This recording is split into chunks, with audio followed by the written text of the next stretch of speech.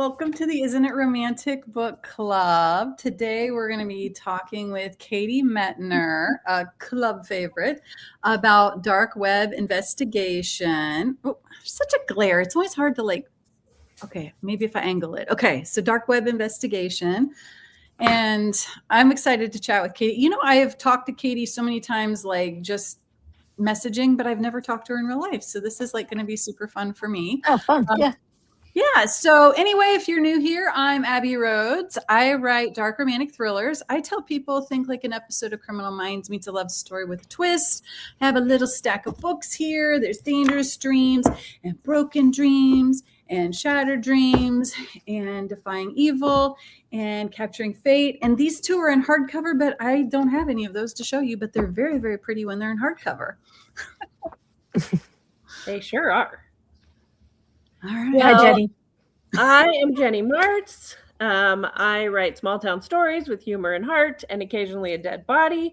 So I have just a mixture. I write hockey rom-coms. I write hot cowboys. I write hockey playing cowboys. And my hockey playing cowboys transitioned to a horse rescue ranch. And then the Lassiter Ranch is my newest cowboy series. And I also write cozy mysteries. So I also have book club and beekeepers that solve mysteries. So there you go. That's me. My name is Sharon Wray. I write romantic suspense and contemporary romance, and I write the Deadly series. And I always say, think sexy ex Green Berets with Dan Brown type mysteries and really smart heroines. The most current one is Love's Last Kiss, but I also write a contemporary romance series. And I just wanted to mention, I have a story in the summer Heatwave anthology. It's a charity anthology where all of the proceeds benefit a free speech organization. Oh, fun. That's nice. Hi, everyone. I'm Diana Muñoz Stewart. I write romantic suspense, romantic thrillers, and contemporary romance. My latest series, a Bad Legacy series, the third one, Hard Promises, is coming out very soon. I'm super excited about it. And this is a really fun kind of gritty thriller series. So if you're into that with a little steaminess, please pick up the series. All right, guys. So I'm getting ready to introduce Katie Mettner, but I have to confess something. Here's evidence of me being Katie Mettner. What a fan. And then more books, even there. I have the receipts of how much of a fan I am of Katie Mettner. I ain't joking. So Katie writes inclusive romance and romantic suspense novels featuring characters with disabilities and to keep readers turning the pages long past their bedtime. After losing her leg at 35, Katie searched for romance novels featuring characters with disabilities, only to find stories that were often inaccurate, rooted in pity, or focused on fixing the disability through love. Determined to change that narrative, she wrote Sugar's Dance. When readers embraced Sugar and her story, Katie discovered her passion, writing novels that portray the disability community as loving, capable, complicated, and beautifully human. Whether she's writing a heartwarming Christmas romance or a gritty romantic suspense novel, every story is grounded in the belief that everyone deserves to see themselves represented in a love story. Welcome. Katie. Hi. Katie. Hi. I love that bio. I loved everything about that bio. That was wonderful. That just made my heart happy. I just refreshed my bio after 15 years, so I thought it was time to rewrite the bio. Well, and it's funny because I was looking for your bio and I'm like, where's the one where it mentions she fell down the bunny hill? I was like, that's because you refreshed it. Okay. Yeah, I changed it. I thought, well, everybody probably knows by now I fell down the bunny hill. So, Like I had it memorized. Yeah, exactly. I'll change it up a little, make people do a double take. So tell us a little bit about dark web investigation. Well, dark web investigation is, there's a glare on it too. It is the first book in the Secure Watch series, which is actually the spinoff series from the Secure One series. This was a 6-book series that focused on personal security, bodyguards. And then this one focuses on actually both. It was supposed to, be cybersecurity, but it ended up becoming both because, in the Secure Inc. world, bad things happen, and oftentimes their cybersecurity agents also need a bodyguard. So, as is what happens in dark web investigation. And so this one was the flagship book, I suppose I should call it, of a 7-book series, and we just released book 4 2 days ago. Fatal Conspiracy. There you go. And Jude and Kenley are actually Jude Mason, the hero in the story, is actually a secure watch employee, and Kenley is not yet. She is kind of a private hacker, so to say, and runs afoul of a dark hacker on the dark web. And she calls her friend Delilah, who does also work for Secure One or Secure Watch, but ends up with Jude on the line. And so that is how their kind of relationship begins, is she's calling desperate for help, and he's the one that answers the phone. I will say in this book, Jude, who is a hero, does not do the saving of the world. Our heroine saves the world. And I think that is just perfectly poetic at this point. Our disabled heroine saves the world. Damn right. Damn right. If I'm right, and I'm writing it right, you know? That's all I can say. Yeah. And that was an adorable meet cute. So, I mean, you have how many books now? The one that just published was number 69, but I think I just turned in book 75. Wow. So how do you come up with, you know, different scenarios for your people to meet when you're writing that many? It can be a challenge. It definitely can. But then as soon as you get into it, you know, it's easier in my books, like the intrigues, because I've always been a pantster all my life in writing until I started writing for Harlequin, and they always want some type of synopsis, you know, what's going to happen. So I made a deal with my first editor that I can tell you what's going to happen start to finish with the mystery, but please don't ask me to tell you what's going to happen with the romance. Because if I put myself in that tight of a box, then I never can actually write, because the characters want to do what they want to do, you know. They're speaking to you as you write, and if you put yourself in that you won't hear them. And I know, you know, I know where they have to be for each part of the mystery, but they can be where they want to be in their relationship at any point in the book. So like in this one, it's like insta-love, 3-week, you know, type of romance kind of thing. And then there's other ones that, and it's tough. Anyone who reads any Harlequin knows, especially in intrigue, they don't go on for weeks and weeks and weeks and months and months and months. You know, you're solving a mystery very, very quickly within the time of the book world. Might be a week, might be 3 weeks, might be a month.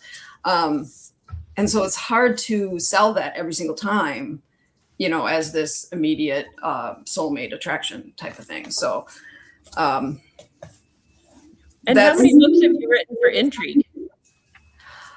The one that just released is book 12, I believe.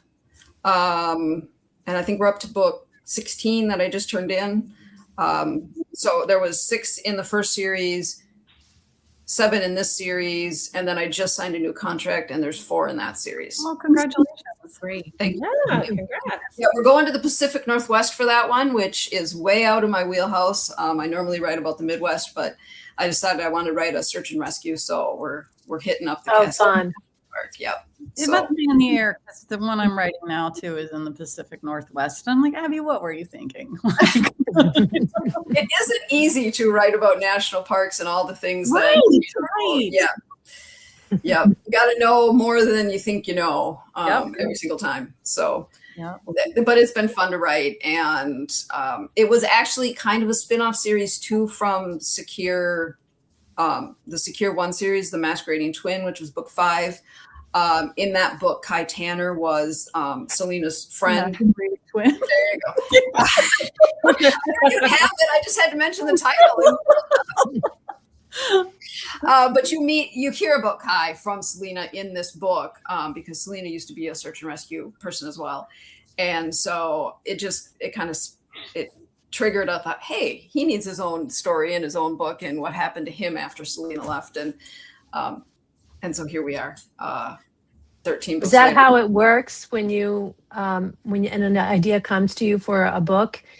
You don't know going through as you're writing it, who's going to be in the next book, or do you have an idea? I want these other characters to kind of play in the next book. Generally with the intrigues now, because I have to send the synopsis, so I always know what the next, if I'm going to submit like a 6 or 7 book series to Harlequin for a contract, I have to do the synopsis of all 7 books to send. Okay. So I always know who the characters are going to be, and like who I need to introduce in what book for the next series. That was not the case for the first 2 Secure One, which was Going Rogue in Red Rye County, followed by The Perfect Witness, because they originally bought this one off of the Romance Includes You Twitter pitch that they were doing at the time. So they only bought the first one. Well, it was the only one. It was supposed to be standalone, but for some reason that just never works out for me. So it's supposed to be a standalone, and they said, but you've got Cal and you've got Marliese. Let's do something with them. We need to know what happens to the madam and all this. So that's how this series ended up becoming a 6-book series. So that series was a little bit harder because I had to work characters in as we went, but it's easier with one that's fully planned out like Secure Watch was. Katie, with one of the things I've always loved about Harlequin intrigue, I think I read all of the lines of Harlequin. I have for a long time, but I always felt like intrigue was always on the cutting edge of making the heroine stronger, and having their own identity. I mean, even back 15 years ago, I feel like intrigue has always been that way. When you joined intrigue, do you think it was pushed by the authors or pushed by the publisher, the readers, or a combination? Because some lines, it took longer for them to get to that point. But would you say that when you were pitching your books to them, that they were really excited about the stronger heroines who saved themselves? Oh, absolutely. Absolutely. I think that's what sold Going Rogue in Red Rye County was, she was disabled. She was on the run. She was holding it together. She still knew that there was somebody out there that she needed to catch, the madam, to stop her from what she was doing to women. And so, I hate to yell woman power, but that, when you write for intrigue, they want the balance of power to be equal. Mm-hmm. They don't want damsels in distress. And to a point, of course, you can be a damsel in distress. But that doesn't mean you can't save yourself. Kind of like Kenley, she realizes she's got a situation on her hands. She needs a little bit of help, but she's not asking somebody to take over. Mm-hmm. And so they definitely, you're correct there, in intrigue really want that balance of power between the hero and the heroine. And I think part of that is because, in romantic suspense, the romance is first, followed by, just a small mystery or whatever it might be. But the romance has to be the main focus of the book. Where in intrigue, that's opposite. Intrigue, it's you have a couple falling in love while you're solving a mystery. And by the way, we're going to give you 10,000 less words than we give romantic suspense to do that. So it's always a challenge. And so it's more that not just level power between the couple, but also between the mystery and the romance, is trying to keep that balance even, because that's what the intrigue reader expects. I mean, I've been reading them for 35 years. Yeah, I do. And, but you're right. There was a point in time where that switched to a more even control and less damsels in distress, being written. That was about early 2000s, I want to say. Where I started to notice that more and more and more. That's about when I started to notice it too. And I noticed it in intrigue first. Yes. Like that line.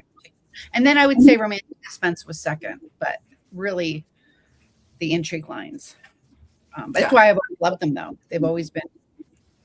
I mean, like I said, I've been reading them for 35 years. And, every time I release one, and I release one with I was just at Walmart today, my book's sitting there with Deborah Webb. And, authors that I've read forever, and it's like my 12th book release with them, but it's still so surreal every single time, Neat.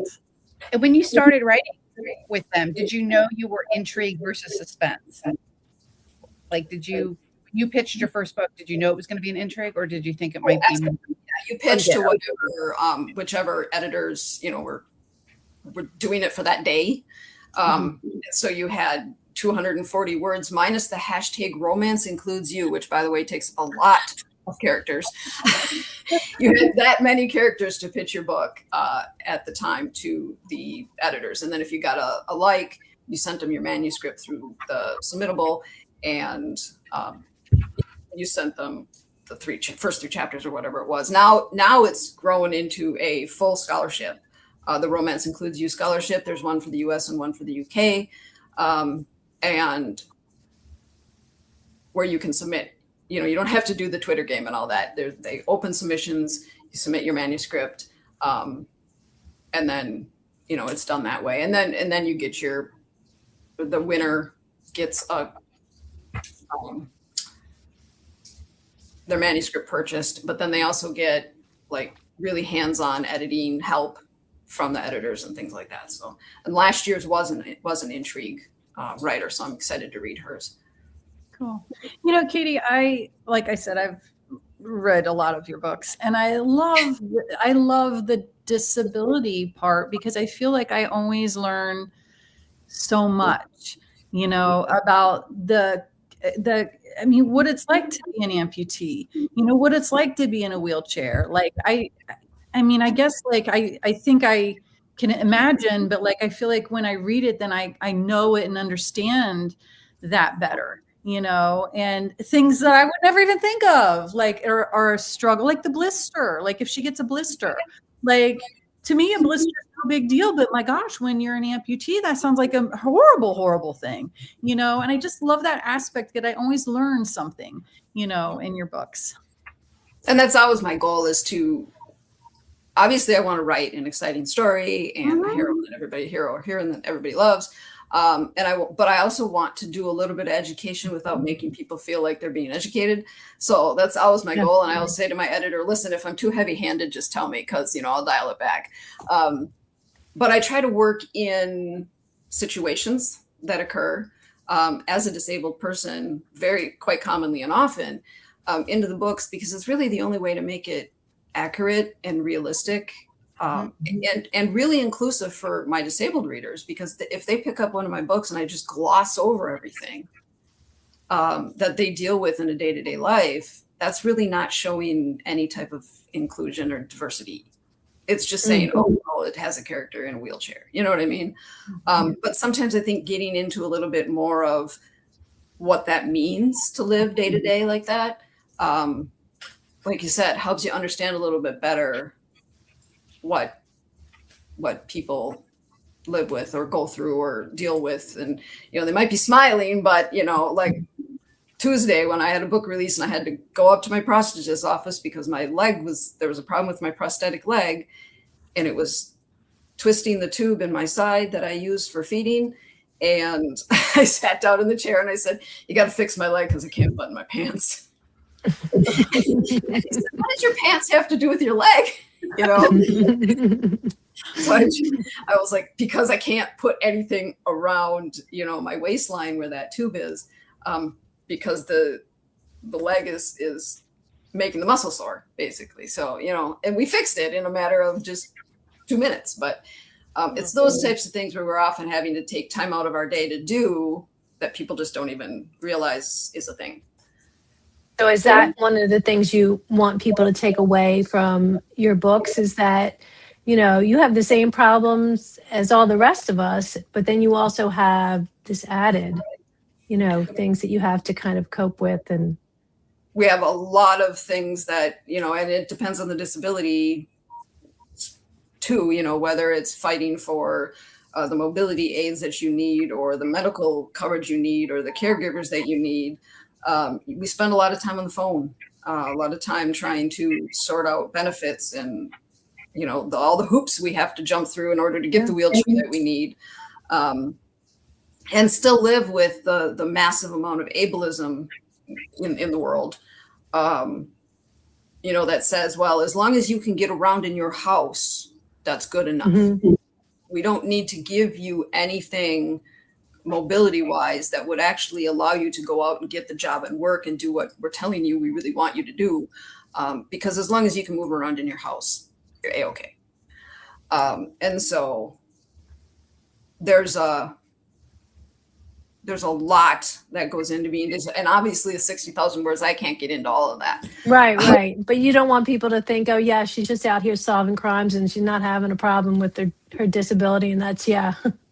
Right. That's part of it too, is like, I always tell my editor, if I get into a book, like I think, okay, this character can do this with this disability. And that is a very big thing for me when I lay out a book series, is picking the disability that is realistically would work for whatever they're going to have to do as they're solving the mystery, because I can't do it any other way, and be accurate and realistic. So sometimes I'll get into a book and be like, nope. And then I'll have to backtrack or rewrite, or,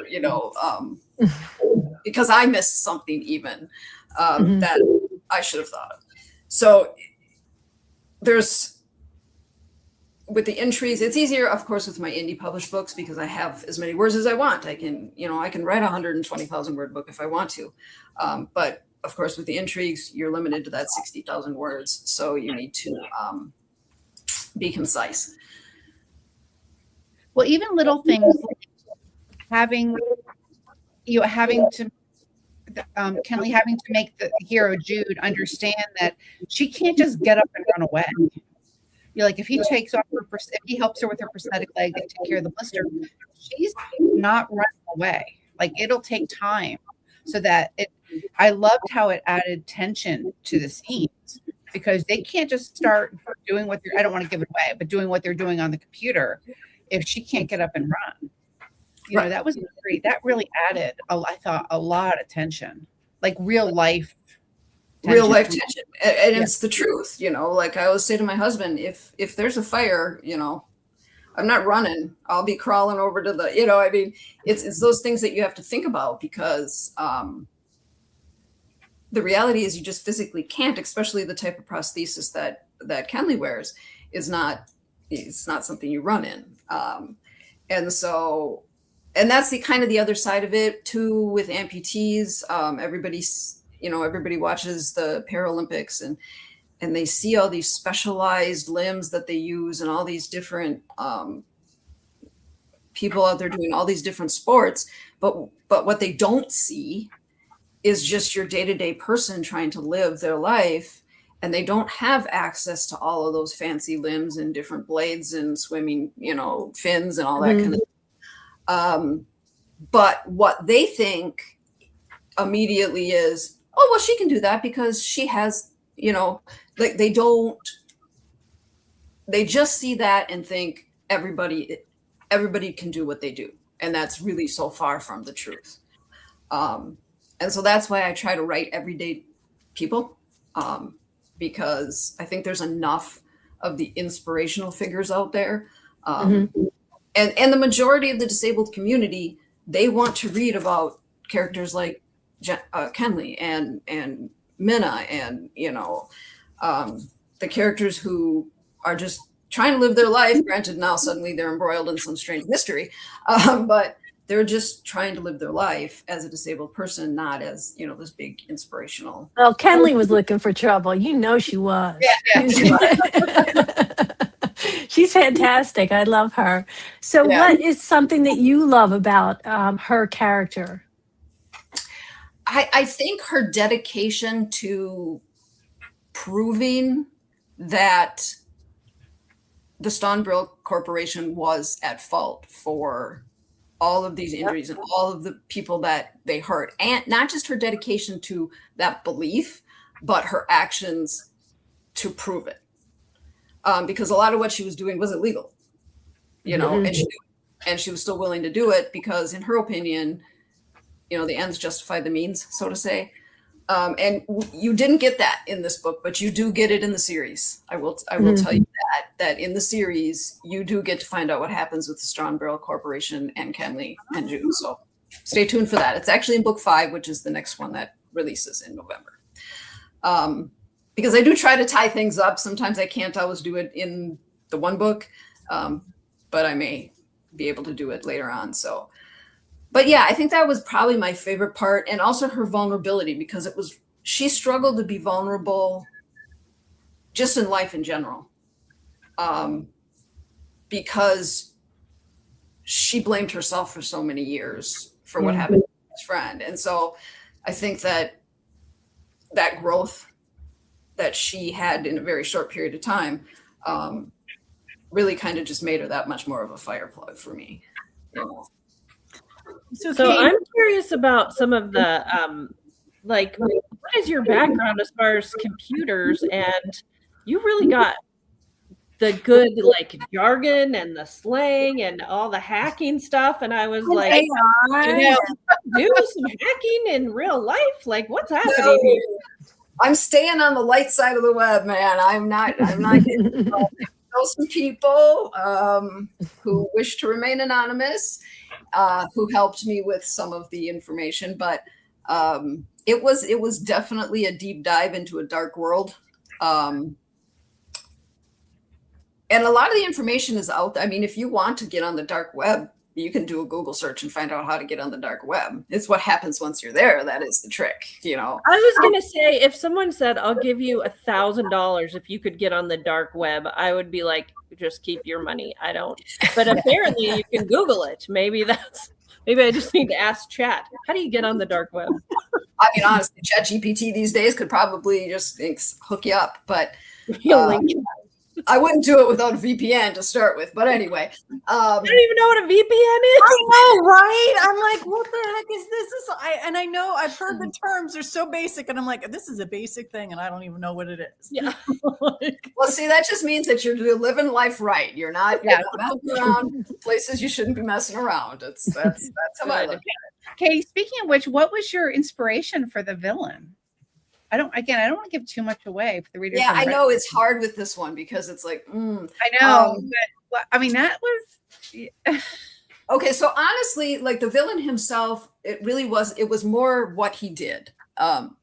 Because everybody's heard about these flock cameras that are going up, and basically, if you exist in the world, you're being tracked at this point, and there's really nothing you can do about it unless you just aren't going to drive and you're never going outside, and even then, you probably are still being tracked. But I thought, what would happen if someone got a hold of all of these cameras and was able to weaponize it? And not just within the United States, but within the world. It's a terrorist attack waiting to happen. I think you just gave some bad guy a really good idea. I know. It was hard. I was like, oh, do I want to publish this book? I'm sure some bad guys already had the idea. Probably. Hopefully the bad guys aren't reading Harlequin entries. Yeah. We gotta hope, right? We gotta hope that that's okay. But so that's kind of where it came from. It was like I was just driving and I saw this camera and I was like, ooh, what if? And that's where it's work as authors. Yeah, really. I mean, it can be as simple as that, honestly. And so that's where it came from. And it was like, okay, now how are you going to get from that idea to actually, making it into a book and the story that makes sense? But Savant was a character. He was fun to write because I could make him as evil as I wanted him, because nobody was going to ever meet him. He was basically a faceless entity, and they were never going to come face to face with him. So I could just write him as nasty as I wanted to, which was kind of fun too. So, and what a great name, Savant. Yeah, Savant. Yeah, that was a great name. And I loved how you thanks, Sherry. with the cameras with this whole spider thing, and every time, like, what? Really I just figured something out. So last night I had a dream about spiders, and I could not figure out why I had a dream about all these spiders attacking me. And I bet you it's because I was reading your book last night. Oh, there you go. Spiders. The reason it was spiders was the original title was like something about spider web. But the reason I actually picked the spiders was because, like if you kill a spider and you don't realize it's a mother spider and there's all these spiders on the mother's back and they just scatter, right? That happened to me, yeah. So it was kind of the same concept where, like, how do you resist clicking? You know what I mean? Like this little thing screen, right? Oh, I want to click it, see what happens, right? And Savant knew that. Savant knows human nature. You're going to want to click on it, and you click on it, and then eventually it starts shooting out more and more and more. And each time you click on it, you're actually activating his virus into another camera somewhere within. That was incredible. That was really clever. And the way you described it was so visual. Yeah. And that's what I really totally see it. And I think spiders on top of it, because like everybody's kind of creeped out by them, even if they don't normally bother you, but just like the idea is kind of like, I literally had a nightmare about spiders last night. My deepest apologies. Why did I wake up dreaming about spiders? Yeah, so that was kind of the thought was, well, you know, he wants people to play this as like a video game, and without them knowing, they're actually, you know, participating in the terror. So, Katie, tell us about your newest book that just came out, The Fatal Conspiracy. Fatal Conspiracy, yes. This actually takes place in Duluth, Minnesota, which, of course, is my stomping grounds. I don't live in Duluth, but I have family who lives there, and my husband is from Cloquet, which is just down the road a bit. And I wanted to write there's a lot of industry in the Twin Ports, and there's a lot of technology and a lot of things that happen there that people just don't even know happen there. So I thought, let's do a fun like tech conference type deal. And this was another one where it fell apart on me about 5,000 words in, and I had to scramble and rewrite my synopsis to make it work. But I really kind of wanted to do like a locked room mystery, which is pretty hard to do in any type of situation with intrigue. But I thought if there's ever a time to do it is when you're doing cybersecurity and they're working on the computer to try to find the bad guy, right? And so it ended up being a locked hotel, being that they couldn't leave the hotel because they were all under suspicion. But I could still bring in other people from Secure One who weren't under suspicion, who could go around and do the things I needed them to do for Fatal Conspiracy. So that, and actually the idea came from a writing, what do they call them? Like a writing prompt. And it was somebody drops dead on stage while giving a speech. That was the writing prompt. And I thought, here we go. And actually this was a writing prompt too. The beginning of this one was from a writing prompt. Not the beginning, but the concept. And so I thought, okay, he's gonna die after drinking out of a water bottle. They're gonna accuse the assistant who isn't going to be there. And, you know, she's gonna have to find out who did it. And as I was writing and I got maybe 30,000 words in, I realized, oh man, she's going to have to go through like every stitch of every angle of every camera they have at the hotel and Secure One, because they all wear body cameras and everything. And I was like, okay, so that was a rewrite in there too, because I had not anticipated that being there. So this it was actually a lot harder to write than I expected, because they're trying to solve, you know, being stuck in this hotel, and it actually did kind of hinder me more than I expected it to, because they would discover something, but then they couldn't go investigate it because they were stuck there. So, but actually, somebody had mentioned to me like how long it takes to publish, and some of you, I think some of you also write for Harlequin or are trade published. So I turned this book in July of last year. Oh, wow. And then it was edited in November, and it just came out in July. So that's, you know, kind of what it takes to. How long does it take you to write one? Usually if my husband's not home from school for the summer, I can write. Yeah. Husbands, oh my gosh. Fraction, right? Yeah, it can be tough. Although this year none of my kids are home, which has actually been good as far as that goes, because usually when you have two people here, it's that much harder. But I can usually write it within 14 days. Sometimes, 7. I wrote the whole thing in 14 days. Yeah. Well, I mean, it's a rough, really rough looking draft. It's written. Give me the draft, right? Oh, holy cow. And then because I like to let my book sit for, a month before I come back to it. A lot of that is for the disability aspect of it, because, I'm typing madly and I'm telling this story as it's coming to me, but I need to go back and make sure that I'm not doing something that just realistically can't be done. And so I let it sit, I go do something else or write something else or edit something else, and then come back to it so that when I come back and look at it, it's basically fresh eyes. And I'm able to, see where I went wrong or, what needs to be fixed or that kind of thing. So if you write it in a couple of weeks and then you let it sit for a month, are you writing another book in that, or two more books in that month? Yeah, I'm either writing or I'm editing.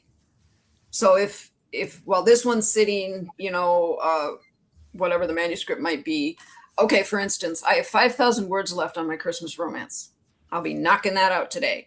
And then it'll sit for a month, and I'm going to edit Homicide in Water Creek, my final edit for that book. And then I will be getting back the first edit from Harlequin for the first book of the Cascade series. So it's kind of like moving parts. But I try to schedule it in so that I know, okay, you've let this book sit long enough. Now you need to go back and look at it. So for our readers that are out there, or our listeners, knocking out 5,000 words in a day is you just said, I'm just going to knock out that other 5,000 words. Yeah. That is not, It's not just what most of I'm at the end, so when you're at the end, you're like, Yeah.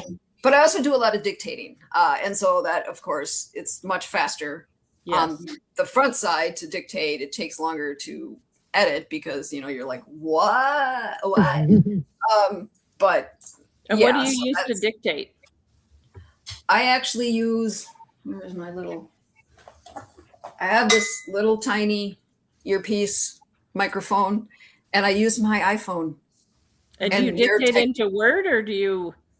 I actually dictate into Word? my iPhone. What is it called? Note Keep or whatever it's called.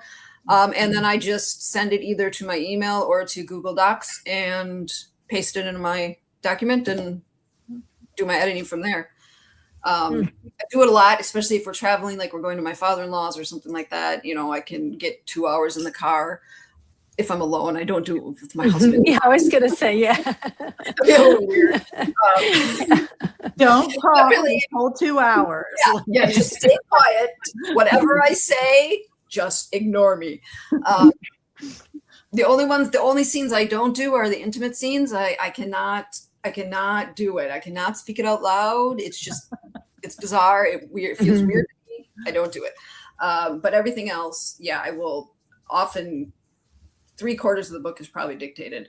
But then what I do is, like, if I finish a chapter dictating, I go back and correct it, like go through everything while it's fresh, because otherwise I'll come back to it and be like, what did I mean? Yeah. What did I mean? And sometimes I'm really good at doing that too, and be like, here, you should insert the information that you need to put about a super tube catheter, you know what I mean? Or whatever it is. Yeah. So that I try to do it that way. It does help you write faster. It makes you edit longer. So it's whichever way you like it, I guess. Well, I prefer editing, so. I prefer telling the story. I love to just get the story out and then walk away, but unfortunately it doesn't work that way. So. Well, you did a great. Well, you have a lot, honey. How many are you writing? How many intrigues are you writing a year? I try to do about 4 a year right now. Sometimes it's 3 a year, and then of course, like this year, I have a ton of releases, so that makes it harder because there's a lot of editing that is involved, and then obviously a lot of release days and a lot of promotion, that kind of stuff. So it just kind of depends on the year. I was not expecting this year to be what it's been, but they wanted to get the rest of the series out because they wanted to start the new series. So they've been so we have November, January, March, and May. for the next release, book releases with Harlequin, and so it's a very tight schedule. And how many of your own self-published are in there too? Then I also have Homicide in Water Creek, Hiding Out in Water Creek, and my Christmas book that I cannot divulge the title of yet. Water Creek. Showdown, yeah. So, homicide, although it is about a homicide, is actually less dark than Showdown in Water Creek. So that one went dark places for me. But Abbie likes the dark. I do. I know, it's just bad just because it probably wasn't even dark enough for her. But Abbie probably knows how to get on the dark web. I bet you she can. I have no idea. I truly don't. That scares me. That would scare me. That would scare me too. Yeah. I don't want that stuff on my computer. I don't want that messing around. Yeah. That's not my jam at all. But it was a fun book to write. As much as because it's also an age gap romance. And I love me a good age gap romance when it isn't creepy and when the power balance is equal. And I think it is in this book. But yet there's still just a little bit of extra knowledge there that Jude can use to help Kenley kind of see the forest for the trees. It is not in the mystery aspect of it, but in her life aspect of it. And so I did enjoy writing. I don't write them very often, but I did enjoy writing that in this one. Well, I love. He had a nice level of maturity. That was believable. You know what I mean? And it was really considering his background. Being in the military, his age. It was very believable that he was so steady. I guess. Yeah, and that's right. That's what I try to write with my characters, especially my bodyguards and things like that. You can't have some 23-year-old kid running around pretending to be, this hotshot bodyguard who has never done anything or lived any life or really understood what life is. So a lot of my characters are older, 35. Especially in the Secure Watch series. Just because they've gone to war and they've seen war, and you're coming back from injuries and things like that. They can't be 22 years old. It's just they're just not going to be. But I think also as I get older, I am enjoying writing older characters who have, like you said, that maturity and that level of steadiness there that helps them solve the mystery too, because they're able to, they don't react to everything. They stop and they think and they try to use logic and common sense as best as they can. And you're not using a lack of impulse control to drive the conflict. Right. It's real. It isn't just because they have no impulse control. Yeah. And that, to me, that's so important because I get so annoyed. I do too. Yeah, like the third act breakup or the miscommunication trope. I cannot deal. Like just 4 words would fix this, it's just a thing for me. It just always has been. It just doesn't matter how old I am. It just always will be. If it's legitimately easy enough to communicate about, why are we here? And some of that I think is like there are genuine people who love that trope. And a lot of it is just that's what writers fall back on instead of trying to do the hard work of communicating and writing that scene that might be really, really brutal to write, but in the end gets you further than the third act breakup that you're going to have to bring them back together at some point anyway. So. Yeah, and I think it's more believable to have people get hurt feelings and run off and do bad things when they're 20 than when they're 30, right? It's just frustrating as a reader to see that. Yeah, and you're right. And part of that is like sometimes it works. Obviously, there are some plots where it works for that to happen, and then sometimes not so. And here I am going like the third act breakup. She runs away and leaves her partner for a year, but it wasn't over some little tiny thing. It was over a massive situation. And then, of course, when they did come back together, it was a conversation that was had. And then they were like, okay, I was wrong. I'm sorry, But even in that case, the conversation could not have happened at the time that the breakup happened. Like Right. they had to have that time apart in order to have that conversation. And if it were, and that's, I mean, like I can handle that kind of third act breakup. I can handle that kind, but it's the kind where it's just nonsense that you're just like, come on, guys, you know. We're off topic. Yeah, We tend to do that. we tend to do that. Pretty much Katie, how we thank roll. you Yeah. so much for being here with us today and for taking time out to talk to us and to talk to our readers. And we loved the book. Yes. Loved it. Yes. Really enjoyed it. And you're so Excited. fun to chat with. Thank you. Yeah, well, I appreciate it. really appreciate you guys having me on. It's been fun. It's been great. Thank you. Right. We loved the book so Well, much. Thank you. Oh, thank you so much. Looking forward to the next. Thank you. You got it. November. The Nice. Aw. Oh, so fun. So fun. That was fun. Well, you guys, we've got a treat for you for August. We're super excited to, is it okay if I just go ahead and announce our August? I have it. Do you want me to show the cover? So our August book is called A Soldier's Promise. We are going to have Jane Porter. Oh, thank you. I brought up the Yay. cover too. So we're going to have Jane Porter. I mean, look at that cowboy. Woo! I know. Yeah. That's adorable. So this Yeah. is book 3 of the Calhouns and Campbells of Cold Canyon Ranch is the book that we're reading. It just came out in March, and we're so excited to have Jane Porter come on with us in August. Looking forward to it. Yep, I can't wait. All right, guys. We'll see you at the end of August. Thanks for being here. Bye. Bye.